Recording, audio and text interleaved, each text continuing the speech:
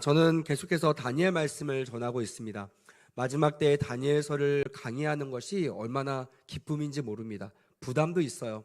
우리가 아직 보지 못하는 것, 또한 많은 이단 사이비들이 이 귀한 것을 가지고 이상하게 해석하고 또 이상한 형식으로 이렇게 많은 사람들을 두렵게 하기에 많은 교회에서 이런 묵시문학들, 이런 예언서들을 설교하는 것을 두려워합니다. 저도 그랬어요. 하나님께서 기회를 주셔서 이렇게 다니엘서를 강의할 수 있어서 너무 감사합니다. 여러분들에게도 은혜가 되기를 간절히 원합니다. 아멘. 저는 8장 1절부터 19절까지 말씀을 가지고요, 한번 따라합시다. 이 환상은 정한 때 끝에 관한 것임이라. 오늘 19절 말씀, 마지막 하반절 말씀을 가지고 제목을 정했습니다. 제목에서도 우리가 알 수 있듯이, 또 지난주에 저희가 설명했듯이 다니엘서는요 1장과 6장까지 과거의 일들, 그러니까 하나님께서 이미 망하게 하시고 이미 그 모든 제국들, 완벽하고 무너질 것 같지 않았던 제국들을 하나님의 계획 안에서, 하나님의 경륜 안에서 그렇게 인간의 그 계획과 상관없이 하나님의 계획 안에서 바꿔가는 그런 역사를 보여줬다고 한다면, 지난주부터 7장부터 느낌이 다르다고 했습니다. 7장부터 마지막 장까지는요 하나님의 미래, 그러니까 하나님이 우리에게 행하실 미래에 대한 예언들이 잘 준비되어 있어요. 그래서 오늘 다니엘이 말하고 있는 것을 읽으면서 좀 이해가 안 될 수 있어요. 분명히 6장까지 바벨론이 망했는데 왜 다니엘이 왜 지금 이런 액션을 취하고 있을까? 이 역사적인 배경을 모르면요 헷갈릴 수 있습니다. 과거로 돌아간 거 아닙니다. 타임머신 탄 거 아니고요. 오늘 7장과 8장의 말씀은 이미 이루어졌던, 우리가 6장까지 봤던 그 사실, 그러니까 바뀌었던 현실이 아니라 앞으로 마주대할, 하나님께서 예언하실 미래에 대한 이야기들로 꾸며져 있기 때문에, 기록되어져 있기 때문에 아직 바벨론이 망하지 않는 그 상황 속에서 오늘 말씀이 전개되고 있다는 것을 꼭 기억하시고 봐야 오해가 없을 것입니다. 아무튼 이 다니엘서는요 이 세상의 역사, 흥망성쇠가 하나님 손에 있다는 것을 분명히 말해주고 있어요. 다른 어떤 말씀보다 너무나 강력하게 부인할 수 없을 정도로 이 말씀 앞에서는요 어떤 의미, 어떤 이유도 통하지 않을 만큼 너무나 명쾌하고 정확하게 하나님의 때, 하나님의 방법, 하나님의 섭리를 너무나 잘 나타내고 있는 말씀이 다니엘서입니다. 특별히 다니엘서는 하나님의 시간표가 기록되어 있다고 했어요. 그래서 이 시간표가 3개가 있는데, 우리가 2장에서 첫 번째 시간표를 봤고, 우리가 지난주에 7장에서 두 번째 시간표를 봤습니다. 오늘 8장에는 바로 세 번째 하나님의 시간표가 잘 나타나 있습니다. 여러분, 시간표를 우리가 알면요 이 세상에, 이 세상을 살아갈 때 믿음의 눈을 보는 거예요. 요즘 제 방을 자주 들락거리는 한 청년이 있습니다. 그 청년이 오늘도 그러더라고요. 목사님, 제가 살아가는 게 힘들까요? 아니면 믿음으로 살아가는 게 힘들까요? 같은 말 같지만요 저는 그게 무슨 뜻인지 이해가 되더라고요. 불과 얼마 전까지만 해도 그냥 세상에서 내 힘으로 살던 친구였어요. 근데 이 친구가 하나님을 믿기로 작정했죠. 그리고 하나님께 돌아와서 말씀대로 살라고요 몸부림을 칩니다. 그게 보여요. 너무나 안타까우면서도 너무나 이뻐요. 근데 그 친구가 몸부림을 치면 칠수록요 여러분들 경험했듯이 일이 잘 풀릴까요? 아니죠. 풀렸던 일도 자꾸 안 되는 거예요. 그러니까 사단이 계속 유혹합니다. 사단이 계속 미혹합니다. 너 예수 믿어서 그래, 하나님이 없어서 그래, 이러면서 우리의 마음들 계속 충동질을 하는 거예요. 근데 여러분, 제가 그랬어요. 정답은 예수 믿는 믿음으로 사는 것이 어려운 거야. 맞아. 왜냐면 이 세상은 하나님의 나라가 있지만 실제로 이 세상을 주관하는 것은 세상신 마귀이기 때문에. 그래서 이 세상신 마귀가 장악하고 있는 이 세상 가운데 네가 하나님의 나라가 돼서, 네가 하나님의 나라가 확장돼서 너가 있는 곳에서는 하나님의 나라가 통할 수 있는, 하나님의 법칙이 통할 수 있는, 다시 말하면 하나님의 말씀이 이루어질 수 있는 하나님의 나라를 이루어가야 되기 때문에 분명히 그 전보다 훨씬 어려운 삶을 살고 있어. 하지만 목사님이 한 가지 너에게 소망과 확신을 줄 수 있는 건 뭐냐면, 따라하겠습니다. 마침내, 더 크게요, 마침내 승리하리라. 옆에 분과 인사하세요. 마침내 승리할 것입니다. 여러분, 우리가 어려움이 없어서 웃고 있는 거 아니에요. 우리가 어렵지, 내가 참을만 해서 견디고 있는 것이 아닙니다. 왜 견디냐면 끝을 알고 있기 때문에 그래요. 우리의 끝은요, 승리입니다. 확신하시면 큰 소리로 아멘. 이 믿음 때문에 나온 줄 믿습니다. 상황은 어려워요. 더 조여와요. 이 믿음을 살려면 더 힘듭니다. 더 핍박이 오고요, 더 공격이 심해질 겁니다. 영적 세계이기 때문에. 하지만 중요한 것은요, 그 영적 세계를 주관하시는 분, 영적 세계를 좌지우지하시는 분이 오늘 다니엘서의 주인 되시는 하나님이심을 믿어야 될 줄 믿습니다. 아멘. 이것을 아는 사람, 이것을 하나님의 시간표를 통하여 내가 깨닫는 사람이요, 복된 사람인 거예요. 현실에 좌지우되는 것이 아니라 조금만 견디면 돼요. 조금만 믿음으로 버티면 됩니다. 그러면 주님의 때에 주님의 방법으로 반드시 승리하는 놀라운 것을 목도하게 될 줄 믿습니다. 아멘. 그래서 우리가 깨어 이 시대를 분별할 수 있는 이득이 있는 거예요. 유익이 있는 것입니다. 또한 이 세상에 일어나는 모든 일들을 옛날에는 육신적으로 깨달았어요. 내가 노력해서 잘 되면 운 좋은 거고 잘못되면 운이 없는 거예요. 재수가 없는 거예요. 그냥 뭐 재수가 없으니까 다음에 재수가 있겠지, 막연한 기대를 가지고 또 열심히 살아갑니다. 근데 여러분, 믿음이 있으면요, 하나님의 시간표가 있으면요, 어떻게 생활할까요? 이 시대를 영적으로 분별하게 돼요. 물어봐요. 하나님, 지금 이 시대에 이런 일이 왜 일어났습니까? 내가 지금 이 시대에 이런 일을 당했을 때 내가 어떻게 하기를 주님은 원하십니까? 라고 내 생각을 관찰시키는 것이 아니라, 허락받는 것이 아니라 주님의 생각을 물어보는 것, 그것이 기도의 기초고 그것이 신앙인들의 바른 신앙 생활이라는 것이에요. 그래서 여러분들의 경험이나 여러분들의 삶과 해석이 아니라 하나님이 주시는 시간표를 따라, 이 시대는 이런 상황이구나. 지금 여기가 망한 것 같지만 망하지 않아. 망할 것 같지는 않지만 망할 수밖에 없어. 왜? 하나님이 그 시간표를 지금도 운행하시고 진행하시고 계시기 때문에. 그래서 여러분, 무너질 것 같지 않았던 바벨론 같은 나라, 정말 정복할 수 없는 것 같은 메대와 바사 같은 그런 작은 나라가요, 하나님의 경륜 속에서 그 정권이 바뀌고 나라의 제국이 바뀌는, 통치하는 그런 나라가 바뀌는 놀라운 역사를 다니엘서는요, 시간표를 통하여 우리에게 정확하게 설명하고 있다는 거예요.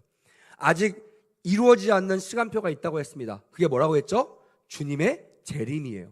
그래서 우리는요, 이 마지막의 결론을 압니다. 주님 오시면요, 세상신 마귀는요 멸망합니다. 믿으시면 아멘. 이건 나도 알고 마귀도 알아요. 그러니까 발악을 하는 거예요. 주님 오시지 못하게, 복음이 땅끝까지 전해지지 못하게, 예수 믿는 사람들이 무너지게, 교회가 세속화되게, 이렇게 사단은 계속 우리를 충동질합니다. 그래서 우리는 항상 말씀 앞에 서야 되고요, 특별히 다니엘서 같은 하나님의 묵시문화, 하나님의 우리에게 주시는 환상과 비전과 말씀을 통하여 우리가 온전한 믿음 생활을 해야 될 줄 믿습니다. 아멘. 그래서 우리가 그렇게 생활할 때 따라하겠습니다. 하나님께 쓰임 받습니다. 우리 피테 안실사님 너무 은혜로운 기도하셨잖아요. 전 정말 그 기도하는데 마음이 너무나 흡족하더라고요. 저분들이 그 10주간의 과정을 그냥 버틴 것이 아니구나, 그냥 살아내는 것에 목적을 둔 것이 아니라 하나님을 기쁘시게 하는데, 하나님을 위해서 쓰임받는 종들이 되기 위하여 준비되는 온전한 시간이었다는 것을 깨닫게 되었어요. 여러분, 우리 그들이 온전하게 임직을 잘 마치고, 임직뿐만이 아니라 임직 후에도 주님께 기쁨이 될 수 있도록 기도해 주시는 은혜가 있기를 간절히 원합니다. 아멘. 그렇게 하나님의 시간표를 하면요, 하나님께 쓰임받을 수 있다는 거예요. 내 멋대로 사는 것이 아니라 하나님 뜻대로 살기 때문에. 그런 사람을 안 쓰시겠어요? 당연히 쓰십니다. 모자른 거 괜찮아요? 부족한 거 괜찮아요? 내가 뭐가 좀 없는 거 괜찮습니다. 주님이 완전하시기 때문에요, 다 채워주시고 써주실 줄 믿습니다. 아멘. 그래서 하나님의 시간표를 알고 그 시간표를 따라 사는 것이요, 너무나 중요하고, 그런 자가 행복하다는 거. 그래서 여러분들 다 행복자가 되시기를 간절히 원합니다. 아멘. 자, 오늘 본문을 보니까요, 다니엘서 7장에는 8장에는 세 번째 하나님의 시간표가 나온다고 먼저 말씀을 드렸습니다. 첫 번째 시간표는 다니엘서 2장에 나옵니다. 금신상회를 통해서, 예언 해석을 통해서 이 나라의 정권이 어떻게 바뀌겠다, 근데 그 나라가 어떤 나라냐? 지금 강대국처럼 절대로 무너질 것 같지 않은, 1도 무너질 수 없는 그런 나라인데 하나님께서 그 나라가 바뀐다는 거예요. 또 거기다가 한술 더 떠서 더 강력한 나라가 그 나라를 삼키는 것이 아니라 정말 조그만 나라예요. 힘이 없는 나라예요. 그런 나라, 오합지졸 그 나라가 강대국 바벨론을 집어삼킨다는 그 예언이 그 당시에는 통했을까요? 믿어졌을까요? 안 믿어졌을 거예요. 지금 하나님의 나라가 올 것입니다 라고 선포하는, 강대상에 선포되는 이 말씀을 우리가 믿어지지 않는 이유와 동일합니다. 이 세상이 너무나 좋거든요. 무너질 것 같지 않거든요. 또 어떻게 보면 무너지지 않기를 바랍니다. 왜? 나는 기득권자이기 때문에요. 난 지금 누리고 있기 때문에 그래요. 나는 만족하고 있기 때문에 그래요. 아, 저런 소망은 못 사는 사람들, 저런 소망은 부족한 사람들, 압제당하는 사람들, 저런 사람들만의 소망이겠지 라고 하는 것이요, 지금 한국교회의 가장 큰 문제라는 것입니다. 여러분, 한국교회뿐만이 아니라 주 안에 있는 모든 성도는 주님 오심을 준비해야 될 줄 믿습니다. 아멘. 어떤 모양이라도 이것을 방해하는 거요, 현재에 충실하게, 현재에 만족하게 가는 것은요, 주의 뜻과 전혀 다른 거예요. 사탄적인 것입니다. 적그리스도적인 것이에요. 그래서 교회는요, 항상 깨어있으라는 말씀이 강대상에서 끊임없이 선포돼야 됩니다. 부담스럽죠. 왜? 준비하지 않으니까, 준비할 마음이 없으니까. 하지만 여러분, 내가 어떠냐가 중요한 것이 아니라 주님이 어떻게 일하시냐가 중요하다는 것을 다니엘서는요, 너무나 잘 명쾌하게 정의하고 있다는 것이에요. 아마 지금까지 잘 따라오신 분들은요, 이 말이 무슨 말인지 알 것입니다. 나의 의사와 상관없어요. 나의 형편과 상관없어요. 주의 말씀에 순종하는 사람이 가나안 땅에 가는 거고요, 주의 나라에 가는 줄 믿습니다. 할렐루야. 주님이 불합리해서가 아니라 순종하지 않으면요, 그 나라에 갈 수 없다는 하나님의 말씀, 언약 때문에 그래요. 여호와 하나님, 약속을 이루시는 그 하나님을 믿는 믿음이 다니엘서를 통하여 더 생기기를 간절히 원합니다. 아멘. 두 번째 시간표는요, 지난주 다니엘서 7장을 통해서 말씀을 드렸어요. 좀 더 자세한 시간표들이 펼쳐지고 있습니다. 자, 7장까지 제가 전하면서 여러분들에게 마지막 소망을 드린 거 혹시 기억나십니까? 많이 어려웠을 거예요. 많이 무서웠을 거예요. 저도 어렸을 때 7장 말씀을 보면서요, 어마무시한, 그때는 뭐 그림, 뭐 PPT 이런 게 없으니까 전도사님이 밤새 그려왔던 아주 어마무시한 그런 공룡 같은, 괴물 같은 그런 그림을 보면서요, 두려웠어요. 집에 빨리 가고 싶었어요. 엄마 가슴에 숨고 싶었어요. 너무나 무서운 거예요. 내가 잘할 때는 괜찮은데 내가 실수하고 넘어질 때 저런 사단, 저런 악마, 저런 무서운 것들이 나를 지배하면 어떡하지? 나를 공격하면 어떡하지? 7장 말씀을 통해서 두려움이 아니라 제가 여러분들에게 소망을 가져온다고 지난주 말씀드렸습니다. 기억나시면 큰 소리로 아멘. 왜냐면요, 7장 13절 말씀, 이 말씀을 여러분들에게 선물로 드렸어요. 이 18절 말씀을 선물로 드렸습니다. 이렇게 마지막 때를, 시간표를 보여주신 이유는요, 두렵고 떨라는 것이 아니라, 따라합시다. 인자 같은 이가 오신다, 이거를 말씀하고 싶었던 거예요. 마지막 때에 누가 오신다고요? 인자 같은 이. 이가 누구예요? 예수 그리스도라는 거예요. 초림 예수가 아니라 재림 예수예요. 다시 오시마 약속하셨던 그 약속대로 주님은 마지막 때에 임하실 줄 믿습니다. 아멘. 그러니 두렵긴 하지만 기다려야 될 때가 어느 때라고요? 마지막 때라는 거예요. 그래서 여러분들 이 시대를 살고 있으면서, 마지막 때를 살고 있으면서 이걸 놓치면요, 세상에 사로잡혀 살 수밖에 없는 거예요. 일주일에 한번 교회 나오는 거로 안 됩니다, 여러분. 내 생활이, 내 삶이 항상 깨어있기를 주님의 이름으로 간절히 원합니다. 아멘. 또한 18절 보니까 주님이 오시는 것 자체만이 아니라 오셔서 우리에게 뭘 하시는가? 자, 따라합시다. 성도들이 나라를 얻고, 이 나라는 어떤 나라요? 하나님의 나라예요. 이 나라, 여러분 제가 수요 예배 때도 말씀드렸지만 학교에서 배웠어요. 나라에 3요소가 있습니다. 뭐죠?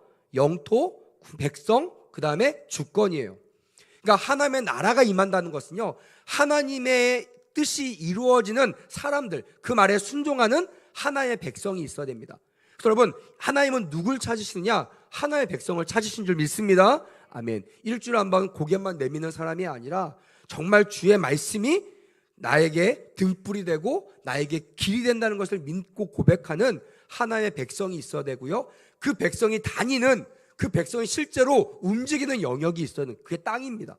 그래서 하나님의 나라라고 하면요, 하나의 백성이 움직여 나가는, 하나의 백성이 정복해 나가는 그런 나라가, 그런 땅이 실제로 있어야 된다는 거예요.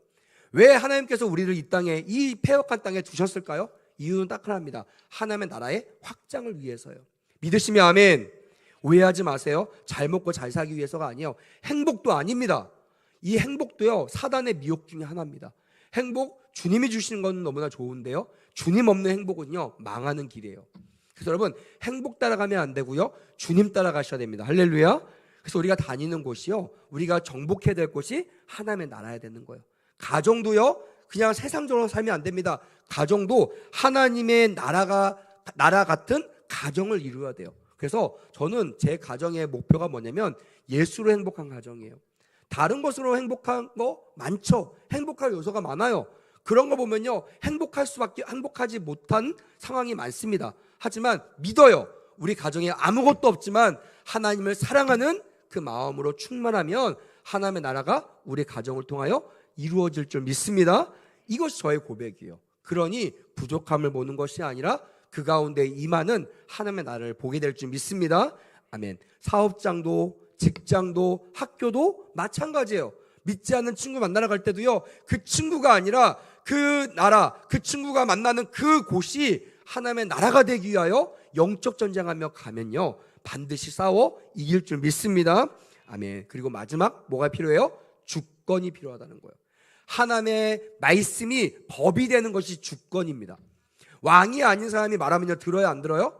안 듣죠. 비웃죠. 너 뭐야? 왜 나한테 시켜? 근데 왕이 시키면요, 들을 수밖에 없잖아요. 마찬가지입니다.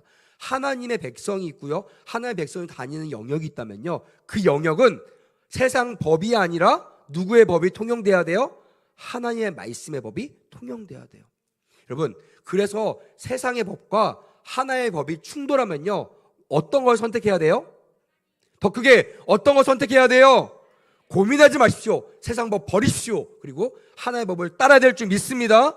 아멘. 이것이요, 하나님의 나라에 사는 사람의 의무고 그 행위라는 거예요. 그걸 보면 알아요. 말만 예수 믿는 사람, 말만 장로, 이게 아닙니다. 목사, 이게 아니에요. 타이틀이 나를 보장할 수 없습니다. 내가 어떤 삶을 살아내느냐, 그리고 나를 통하여 하나님의 나라가 확장돼 간다면요, 이미 나는 하나님의 백성인 줄 믿으시길 주님의 이름으로 간절히 원합니다. 성도들에게 오셔서 이 하나님의 나라를 어떻게 한다고요? 주신다는 거예요. 얻게 한다는 거예요. 그동안 땅이 없어요. 그동안 주권을 발휘할 수 없었습니다. 그동안 눈치 봤어요. 압제당했습니다. 하지만 주님이 오시는 날 그 압제에서 벗어나게 될 줄 믿습니다. 아멘. 그리고 당당하게 하나님의 백성으로 뽐내고 하나님의 백성으로 자랑하고 다닐 수 있는 그런 날이 속히 오게 될 줄 믿습니다. 아멘. 그리고 더 중요한 거예요. 따라합시다. 영원히 누린다. 말씀하죠. 영원히 영원하리로다. 이 영혼을 3번이나 말씀하시면서 내가 너에게 준 이 영광을 그냥 수시대로, 그냥 시간대로 뺏어가고 주는 것이 아니라 어떻게 주신다고요? 영원히 누리도록 해주신다는 거예요. 이 소망이 우리에게 있게 될 줄 믿습니다. 아멘. 100년 그렇게 행복하게 이 땅에 살 것인가를 선택할 것인가, 아니면 영원히 주님 안에서 누릴 것을 선택할 것인가.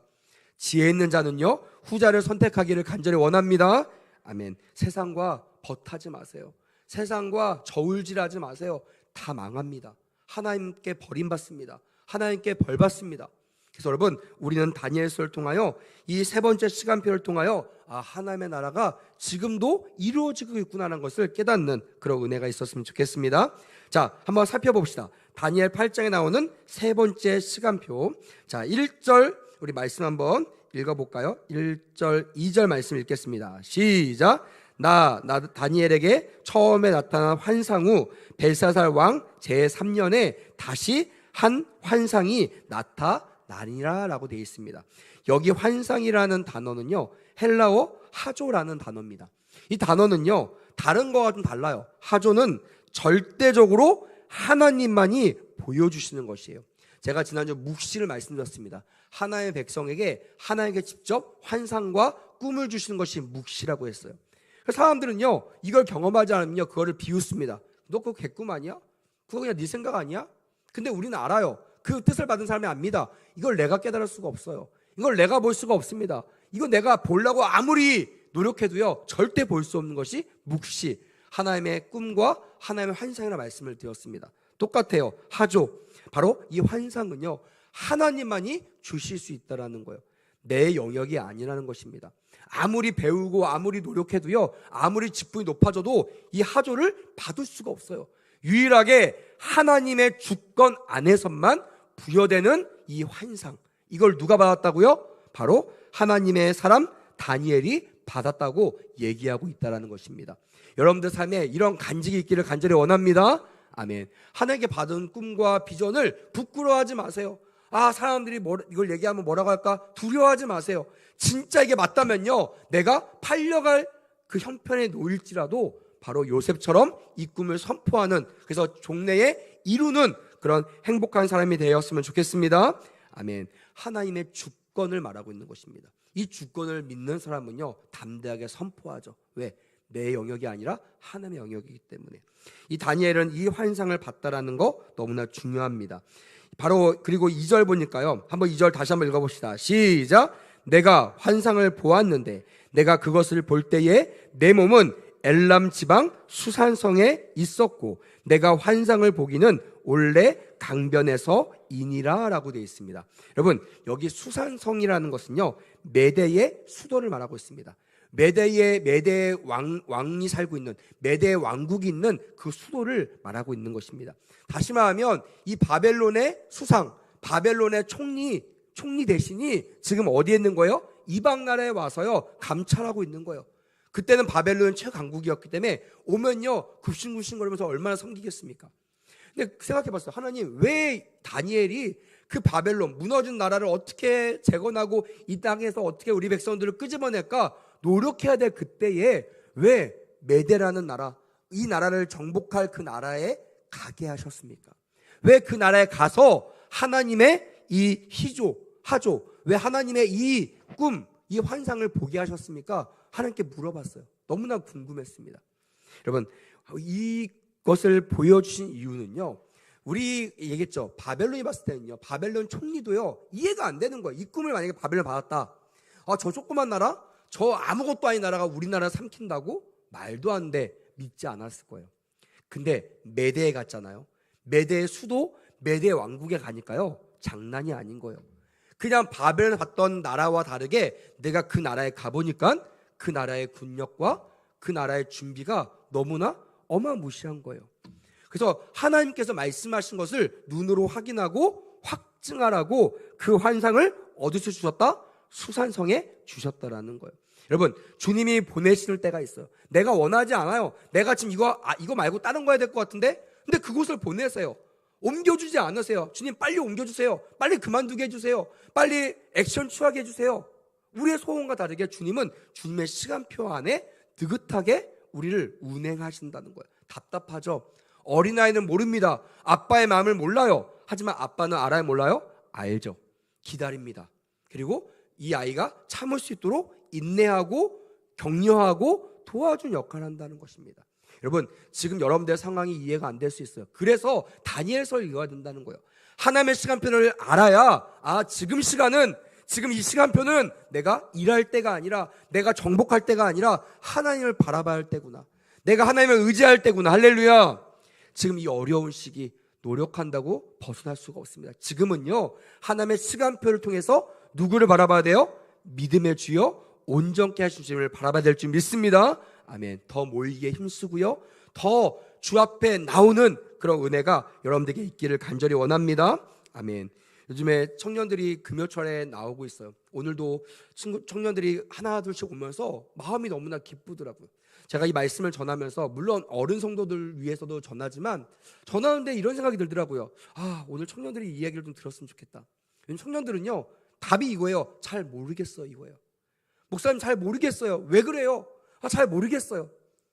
이 말씀을 제가 해주는 것도 어폐가 있죠. 왜? 저는 하나님이 아니니까. 저는 어떻게 하냐면 하나님의 말씀으로 인도하는 거예요. 여러분, 그래서 특별히 여기 나온 우리 청년들, 하나님의 시간표를 가슴에 새기십시다. 할렐루야. 눈에 보이지 않고 손에 잡히는 거 없지만 하나님의 주관하심, 하나님의 섭리하심을 내가 믿는다면, 완전한 택줄이 있다는 것을 믿는다면 하나님께 나오는 그런 믿음의 용사가 될 줄 믿습니다. 아멘. 다니엘은 이 수산성에서 세 가지 환상을 봤다라는 거예요. 먼저 3절 봅시다. 읽어봅시다. 앞에만 시작. 내가 눈을 들어 본즉 강가에 두 뿔 가진 누가 있었는데 순양이 섰는데 라고 되어 있습니다. 첫 번째 환상은요, 두 뿔을 가진 순양입니다. 순양은 무엇인지 하나님이 20절 말씀을 통해 해석해 주셨어요. 20절 말씀 보니까 이렇습니다. 내가 본 바 두 뿔 가진 순양은 무슨 뜻이냐면 곧 메대와 바사 왕들이요 라고 너무나 친절하게 다니엘에게 그 뜻을 해석해 주고 있는 거예요. 여러분, 이런 하나님 만나고 싶지 않습니까? 꿈을 꿨는데요, 해석이 안 되면 얼마나 답답하겠습니까? 근데 하나님이 말씀을 풀어주시는 거예요. 하나님의 시간표를 가지고 해석해 주는 거예요. 정확하게 지금이 언제, 주님이 언제 올지는 내가 모르지만, 지금의 하나님의 시간표가 마지막을 향해 달려가고 있구나, 얼마 남지 않았구나, 그래서 사단이 더 발악하겠구나, 믿는 게 쉽지 않겠구나, 내가 믿음을 더 살아야지, 내가 선택할 길은 세상 사람들과 버타는 삶이 아니라 하나님께 올인하는 삶이구나, 이걸 깨달으면요, 내 삶의 방향이 뚜렷해지는 거예요. 그리고 심플해집니다. 비교하면서 기회 가지고 왔다 갔다 하는 인생이 아니라 딱 버리고 하나님을 선택하는 거예요.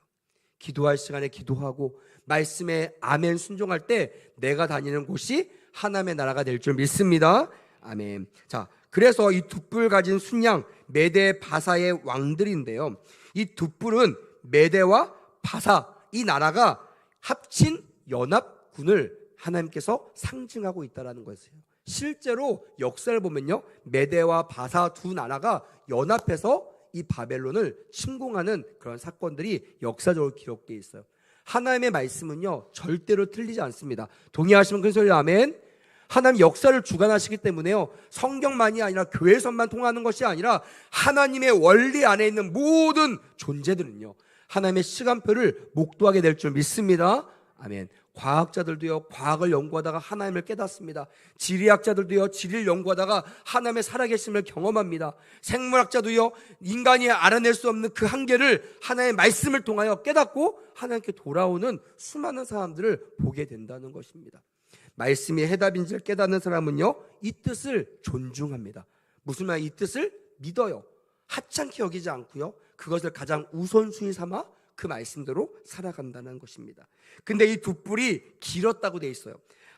그 중에 한 뿔은 다른 뿔보다 더 길었고, 그 긴 것은 처음 것이 아니라 언제 거라고 했어요? 나중에 것이로다라고 너무나 자세하게 설명하고 있습니다. 한쪽 뿔이 더 늦게 나왔고요, 늦게 난 뿔이 더 강하고 컸다라는 의미를 상징하고 있습니다. 나중에요, 바사가 메대를 흡수통일합니다. 처음에는요, 바사가 더 약했어요. 메대가 더 긴 것처럼 보였습니다. 근데 나중에는요, 하나님께서 역전시켜 주시는 거예요. 처음에는 부족했던, 짧았던 이 바사를 사용해서 메대를 흡수하고 연합군, 이 연합군이 그 절대로 무너뜨릴 수 없을 것 같았던 바벨론을 하나님의 계획 안에서 무너뜨리고 정복하는 역사를 하나님께서 그대로 보여주고 있다는 것입니다. 여러분, 그거 아세요? 그 정복했을 때의 바사 제국의 왕이 누군지 아십니까? 그 유명한 고레스라는 거예요. 하나님을 경외했던 왕. 나중에 그 왕 때문에 이스라엘 백성들이 귀환하는, 하나님의 뜻을 이루는 데 쓰임받는 그런 나라가 되었다라는 거예요. 우연이 아닙니다. 하나님의 경륜 안에서 이루어졌다는 것을 여러분들 기억하시는 은혜가 있기를 간절히 원합니다. 자, 5절에 보니까 내가 생각할 때에 한 순녀소가 서쪽에서부터 와서 온 지면에 두루 다니되 땅에 닿지 아니하며 그 염소의 두 눈 사이에는 현저한 뿔이 있더라라고 되어 있습니다. 두 번째 본 환상은 뭐라고요? 바로 숫염소라는 거예요. 첫 번째 어떤 환상이었어요? 순양이었죠. 근데 두 번째는요, 숫염소. 여러분, 염소와 양이 싸우면 누가 이길까요? 염소가 이깁니다. 뿔로 받아버린다고 하더라고요. 여러분들 잘 모르세요? 제가 유초동부 가르칠 때 질문하니까요, 아이들은 다 알더라고요. 양은 뿔이 없는데 염소는 뿔이 있기 때문에 그냥 받아버린대요. 염소가 당연히 이긴다고 하더라고요. 여러분, 그렇게 하나님께서 모든 비유의 뜻을, 의미를 다 주신 것입니다. 여기에서 한 뿔을 가진 순염소는 헬라 제국을 의미합니다.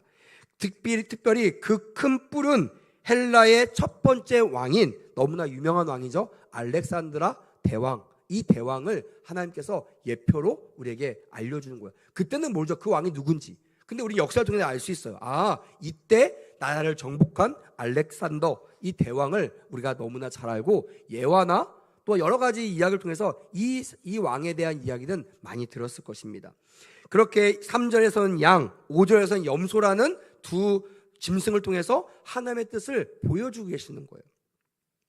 자, 그렇게 온 지면에 두루 다니되 땅에 닿지 아니한다라고, 순염소가 얼마나 빠르고 얼마나 눈에 보이지 않게 발을 움직이는지를 하나님께서 잘 보여주고 있어요. 실제로 이 헬라의 알렉산드로 대왕은요, 아주 빠른 속도로 세상을 정복했다라고 다 알 수 있을 것입니다.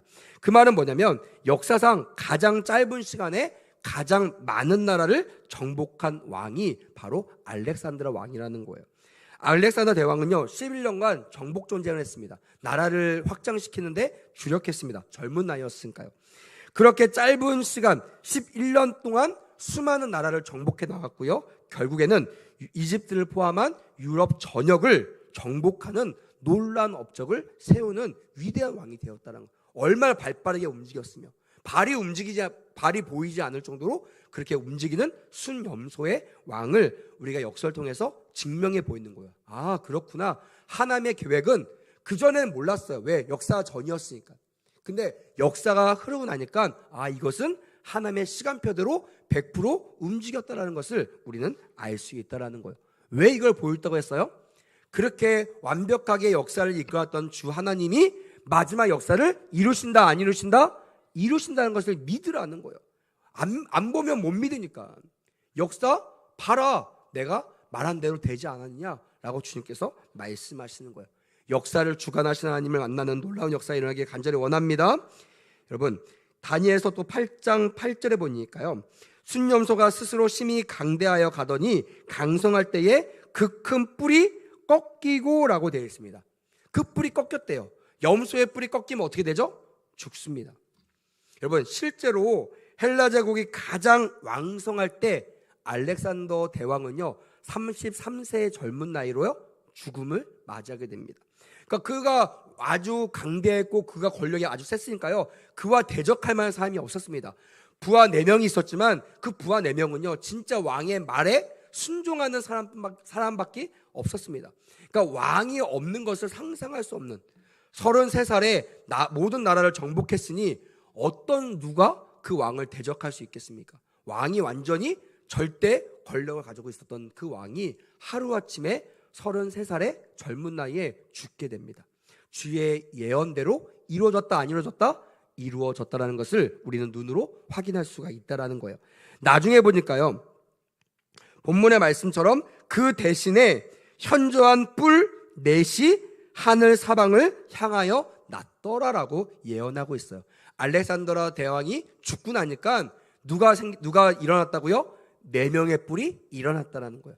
역사적으로 보니까 그때 도왔던, 그 왕을 보필했던 4명의 장군이요, 그 왕이 죽기 전부터 맨날 만나면 물어보는 거예요. 당신을 대신할 사람이 누굽니까? 우리 중에 누가 우리 중에 1인자입니까? 2인자입니까? 이걸 계속 물어봤다는 거예요.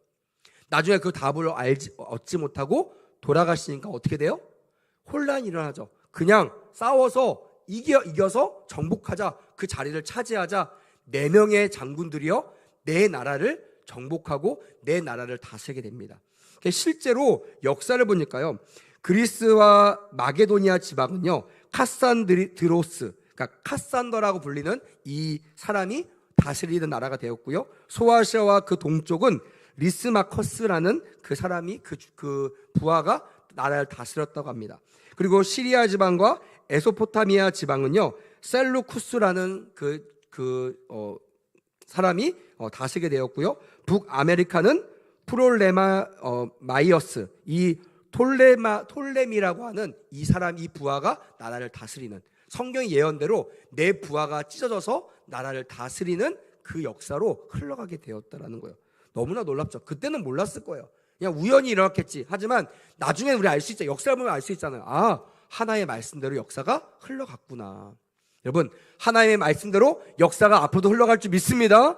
아멘. 이것을 쓰려는 사람은요, 세상 주관, 세상의 경영, 세상의 움직임에 민감하지 않아요. 거기가 절대 주권이 아니라 세상은 하나님의 시간표대로 흘러간다는 것을 깨달으면요, 말씀에 집중하게 된다라는 것입니다. 이렇게 세계 역사는요, 다니엘서를 기록했던 하나님의 시간표대로 움직여 나갔다라는 거예요. 또한 세 번째 본 환상은요, 작은 뿔의 환상입니다. 자, 우리 9절 한번 읽어볼까요? 9절. 자, 시작. 그중 한 뿔에서 또 작은 뿔 하나가 나서 남쪽과 동쪽과 또 영화로운 땅을 향하여 심히 커지더니 라고 되어 있습니다. 작은 뿔 하나가 나왔대요. 다니엘서 보면요, 언제나 작은 뿔이 말썽입니다. 수많은 뿔 중에 작은 뿔 하나가 나왔다? 이것이 항상 하나님을 대적하는 존재로 표현되고 있습니다. 마지막 때에 나타날 적그리스도가 어떤 존재인지를 다니엘서는 이 작은 뿔의 역사, 작은 뿔의 상황을 통해서 너무나 잘 이해시키고 묘사하고 있다는 것입니다. 다니엘서 7장 지난주에 봤죠. 10뿔 가운데 짐승의 머리에서 어떤 뿔이 나왔어요? 한 작은 뿔이 나왔다라는 거예요. 그게 문제를 일으킵니다. 그게 집어삼켜요. 그게 괴롭게 합니다. 바로 하나님의 나라를 망하게 하고 하나님의 나라를 파괴시키는 적그리스도의 그 예표를 다니엘서는 잘 표현하고 있다는 것입니다. 적그리스도는 누군가? 22절, 23절을 보니까요, 하나님과 반대되는 사람의 특징이 너무나 잘 나오고 있습니다. 교회라도요, 이런 적그리스도 같은 사람들이 있습니다. 하나님을 믿는다고 말은 하지만 하나님이 없이 하나님을 대적하는 사람들이 있어요.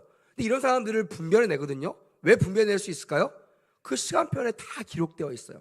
어떤 사람인가? 22절, 23절 같이 한번 읽어보면서 판단해 봅시다. 자, 시작. 이 뿔이 꺾이고 그 대신에 내 뿔이 났은즉 그 나라 가운데서 내 나라가 일어나되 그의 권세만 못하리라. 이 내 나라 마지막 때에 반역자들이 가득할 즈음에 한 왕이 일어나리니 그 얼굴은 뻔뻔하여 속임수에 능하고, 더 읽어봅시다. 그 권세가 강할 것이나 자기의 힘으로 말미암은 것이 아니며 그가 장차 놀랍게 파괴 행위를 하고 자의를 행하며 형통하며 강한 자들과 거룩한 백성을 어떻게 한다고요? 멸하리라. 쉽게 얘기하면요, 하나님의 나라를 파괴시킨대요. 조용히 들어옵니다. 선하게 들어와요. 선한 모습으로 보여줍니다. 나중에 결과를 보면요, 교회를 파괴합니다. 공동체를 파괴해요. 저 사람만 손댔다면요, 망가지는 거예요. 아무리 좋은 공동체도요, 저 사람만 들어가면요, 저 사람만 리더로 세우면요, 다 쪼그라들어 버리는 거예요. 하나님의 나라가 멸망하는 거예요. 여러분, 이게 적그리스도예요. 이게 적그리스도의 그런 예표입니다. 교회는요, 그런 사람들을 경계해야 됩니다. 그런 사람들을 쫓아내야 됩니다. 그런 사람들을요, 막아야 됩니다. 왜? 보호해야 되니까. 그래서 여러분, 우리는 항상 말씀 가운데 깨어 있어야 돼요. 선한 모습이 있지만 그 사람의 행위와 그 사람의 말로 인하여 교회가 깨진다? 세상적인 조건이 아닙니다, 여러분. 하나의 나라의 조건을 말하고 있는 거예요. 그래서 여러분, 이런 적그리스도의 왕들이 나오는 그 시대는 어떤 일들이 일어나는가? 그 왕이 통치하는 그 상황이 역사적으로 어떻게 표현되고 있는가도 다 성경에 잘 기록되어 있다라는 것입니다. 9절 보니까 그 중에 한 뿔에서 또 작은 뿔 하나가 나서 남쪽과 동쪽과 또 영화로운 땅을 향하여 심히 커지더니, 인기를 얻어요. 왔는데요, 사람들이 막 몰립니다. 사람들이 막 좋아해요. 좋아할 요소를 가지고 있거든요. 나중에 그렇게 인기를 얻고 그 인기를 힘입어 어떻게 한다고요? 그들에게 세상을 설파하는 거예요. 교회도요, 이런 사람들이 있습니다. 교회는 여러분 세상과 다릅니다. 유일하게 세상에서 안전지대, 하나님의 나라가 임하는 데가 어디라고요? 교회예요. 그래서 항상 어려우면요, 교회로 피해야 됩니다. 근데 그런 사람들이 교회에 들어오면 어떤 일을 하냐? 바로 이 왕이 했던 것처럼, 이 나쁜 왕들이 했던 것처럼 히브리인들에게 헬라인으로 만든다는 그 명목 안에요, 그 안에 헬라 사상, 종교와 철학을 심어주는 거예요. 그러니까 무슨 말이냐면 절대 주권, 하나님의 뜻을 따르는 것이 교회의 원칙이에요. 내 뜻이 중요한 것이 아닙니다. 그래서 교회는요, 어떻게 되면 내가 주가 될 것이 교회입니다. 동의하시면 아멘. 내가 살라고 오는 것이 아닙니다. 내가 인정받으려고 오는 것이 아닙니다. 내가 주인 되어 오는 것이 아닙니다. 잘못 온 것이에요. 그런 사람이 오면 교회가 망합니다. 공동체가 깨집니다. 하나님은 그런 사람을 교회로 초청하신 적이 없어요. 나의 종들을 부르시는 거예요. 믿으시면 아멘. 충성된 종이 돼야 됩니다. 내가 하나님의 종이 돼야 됩니다. 근데요, 이런 사람은 어떻게 하냐면 헬라인을 만들려고요. 세상과 비슷한 공간을 만들려고 합니다. 세상에서 통하는 법을 가져가서요, 교회를 바꾸려고 해요. 하나님의 절대 권리를 무시하고요, 하나님의 종들을 무시하고요, 그리고 하나님의 법을 무시합니다. 그거 너무 구닥다리인데, 이 시대는 그거 안 통해요. 당연히 안 통한다고 하겠죠. 세상에는 그게 안 통합니다. 하지만 보세요, 하나님의 시간표 안에 하나님의 나라가 확장되면 확장될수록, 또 하나님의 오시는 그날 이 땅이 어떤 것이 진리인지를, 어떤 것이 남게 되는 것이 무엇인지가 분명히 드러나게 될 줄 믿습니다. 우리는 그걸 보지 않아도 믿을 수 있어요. 왜요? 말씀을 통해서 확인하는 거예요. 근데 세상 사람은 몰라요. 그게 맞는 바고 생각해요. 하지만 주님 나라가 임할 때 노아의 때처럼 그들이 후회해도 이미 늦었습니다. 어떤 게 정말 진리인지를 깨닫게 될 것입니다. 교회는요, 이것을 지켜야 돼요. 교회는 절대로 세속화되면 안 됩니다. 세상과 자꾸만 발을 맞추려고 하지 마세요. 문턱 낮추면 안 됩니다. 여러분, 교회는요, 문턱을 낮추는 데가 아닙니다. 거룩하고요, 문턱을 높여야 돼요. 그래서 세상 사람들이요, 와, 교회가 세상과 다르구나. 세상은 법도 통용되지 않고 세상은 진리도 없는 곳이지만, 다시 말하면 행복할 수 있는 요건이 없는 곳이지만, 와, 저 진리를 사수하는 저곳에서 내가 평생 하나님을 섬기겠다라는 경외함을 가지고 교회로 달려나올 수 있도록 이 거룩의 턱을 높여야 될 줄 믿습니다. 아멘. 근데요, 자꾸만 이 악한 사람들이 오면요, 이 마지막 때에 이 미혹한 사람이 오면 자꾸만 교회를요, 땅바닥으로 내려앉히려고요. 교회가 너무 거룩하면 안 돼요. 교회가 너무 거룩하면 안 돼요. 여러분, 왜 교회가 거룩하면 안 됩니까? 교회는요, 거룩해야 될 줄 믿습니다. 할렐루야. 세상은요, 죄가 많아도요, 세상의 리더는 죄를 해도 되지만 교회는요, 리더가 절대 거룩해야 됩니다. 성도가요, 절대 거룩해야 됩니다. 믿으시면 아멘. 그게 성도예요. 거룩할 성. 다른 거 없어도요, 거룩을 가지고 있어야 될 자리에 있는 것이 성도입니다. 교회는요, 절대로 타협하면 안 됩니다. 교회는요, 진리 안에 사수해야 됩니다. 안 되면요, 쫓아버려야 돼요. 주님께 말씀한 대로 치리해야 됩니다. 그래야 교회가 안전해져요. 세상에 통용했던 거, 가정에 통용됐던 거, 세상이 유행했던 거 가지고 교회 와서 이거 설파해 보십시오. 이거 적용해 보십시오. 헬라의 종교와 헬라의 이 철학을 가지고요, 하나님의 나라를, 하나님의 백성들을 헬라 사람을 바꾸려는 이 시도 가운데 수많은 그리스도인들이 무너졌던 것이 역사적으로 증명된 사실이라는 거예요. 하나님 원하지 않습니다. 하나님은 우리가 마지막 때에 마지막까지 순결하게 거룩하게 지키는 거룩한 다섯 처녀가 되기를 간절히 원합니다. 아멘. 자, 이 11절에 보니까 또 뭐라고 되냐면, 스스로 높아져서 군대의 주제를 대적하며. 하나님의 군대를 이제 대적하게 됐습니다. 처음에는요, 옆에서 살살살 하다가요, 나중에 어떤 권력이 세우잖아요. 그러면요, 절대 권력을 대적합니다. 공격해요. 이단들이 오면 뭐 하는 줄 아세요? 교회 리더들을 공격합니다. 이상한 소문 퍼뜨리고요, 이상한 문제 꼬투리를 잡아가지고요, 그거 가지고 무너뜨리라는 것이 사단의 계계예요. 그게 신천지의 전략입니다. 여러분, 민감하세요. 여러분, 신중하세요. 주변에 그런 사람이 있다면 권면하세요. 기도하세요. 근데 안 되잖아요. 교회 리더에게 얘기하셔야 됩니다. 그래야 교회에서 치리를 할 수 있어요. 내쫓던, 회개시켜서 돌이키던, 그래야 교회가 안전할 수 있어요. 교회가 세상과 같이 가지 않을 수 있어요.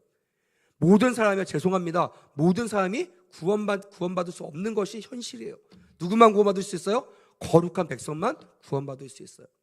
그래서 마지막 때의 교회는요, 이 정신을 가지고 가야 됩니다. 보니까요, 뒤에 보니까 11절 뒤가 중요합니다. 그에게 매일 드리는 제사를 어떻게 했다고요? 없애버렸다라는 거예요. 그의 성소를 어떻게 했다고요? 헐어버렸다는 거예요. 하나님을 예배했던 그들이요, 헬라 철학, 헬라 생각, 이거 가지니까요, 와, 헬라 철학, 여러분, 헬라 철학은요, 그리스 철학은요, 자기가 신이에요. 내 생각이 옳다라는 거예요. 이거 하나님을 대적하는 문화입니다. 세상의 이론들, 세상의 철학, 너무 여러분 빠지지 마십시오. 저도 철학가 친구가 있는데요, 예수 잘 믿던 친구가요, 사망됐으니까 예수를 버리더라고요. 너무나 안타까웠어요. 철학을 가다 보면요, 하나님을 믿지 못하게 되더라고요. 그래서 여러분, 철저하게 신뢰하고 하나님 말씀 아래 철학이 됐던, 문화가 됐던, 생활 양식이 됐던 놓아야 될 줄 믿습니다. 그래야 진리인 예배를 사수할 수 있어요.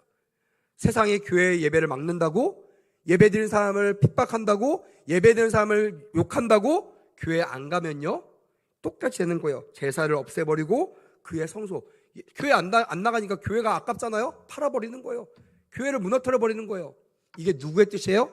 하나님의 뜻은 절대 아닙니다. 사단의 전략이에요. 교회를 여러분 마지막까지 사수하시길 주님으로 간절히 원합니다. 아멘. 교회를 사수하는 건요, 예배를 사수하는 거예요. 어떤 일에서 예배를 사수합시다. 어떤 방해가 있고 어떤 세상 법과 충돌해도요, 절대로 세상 법이 아니라 누구의 법을 따라야 한다고요? 하나의 법을 따라야 된다는 거예요. 코로나 이후로 부흥하는 교회는요, 이 법을 따랐던 교회예요. 이 교회, 이런 진리를 사수했던 사람들이요, 영적 자신감을 가지고 살아갈 수 있는 거예요. 여러분, 또한 12절에 보니까요, 그의 악으로 말미암아 백성이 매일 드리는 제사가 넘긴 바 되었고, 이미 넘어갔어요. 제사가 없어졌어요. 그것이 또 따라합시다. 진리를 땅에 던지며, 진리를 땅에 던진대요. 진리가 누구예요? 하나님이에요. 하나님을 멸시하는 거예요. 하나님, 그까짓 거 필요 없어. 세상 법, 세상의 권력, 세상의 명예, 그러니까 교회 강단에요, 세상의 권위자들이 쓰는 거예요. 아닙니다, 여러분. 교회 강단은요, 주의 종들이 서야 됩니다. 믿으시면 아멘. 하나님의 세우신 삶에 서서요, 그 말씀을 전파해야 돼요. 근데 이게 다 무너져 보이잖아요. 권력 있다고요, 좀 돈 많다고요, 그냥 강대상에서 아무나 서가지고 막 하나님의 말씀을 대언하는 거예요. 옛날 같으면요, 죽임을 당했습니다. 근데 지금은요, 오래 참으시기 때문에 죽지 않는 거예요. 그만큼 여러분, 옛날만 이루어지는 것이 아니라 주님이 참으시는 거지 용납하시는 것이 아니에요. 반드시 결산할 때가 올 줄 믿습니다. 그게 오늘이 될 수도 있어요. 그래서 내가 혹시나 이런 패역한 생각과 그 무리와 함께 했다면 떠나가세요. 떨쳐버리십시오. 회개하십시오. 돌아오십시오. 오직 주의 말씀에 순종하여 교회를 섬기고 주의 종들 말씀에 순종하며 말씀 앞에 사는 우리 모두가 되어야 될 줄 믿습니다. 아멘. 이렇게 하나님께서요, 8장을 통해서 우리에게 주시는 메시지는 분명합니다. 교회가 경건해야 된다는 거예요. 교회가 구별돼야 된다는 거예요. 하나님의 말씀에 목숨을 걸라는 거예요. 혹 내가 말씀을 지키다가 죽더라도, 말씀을 지키다가 회사가 망하더라도, 내가 말씀을 지키다가 인기를 잃더라도 그것이 진리라면 진리를 사수할 수 있도록 주님께 우리에게 소망을 주시는 거예요.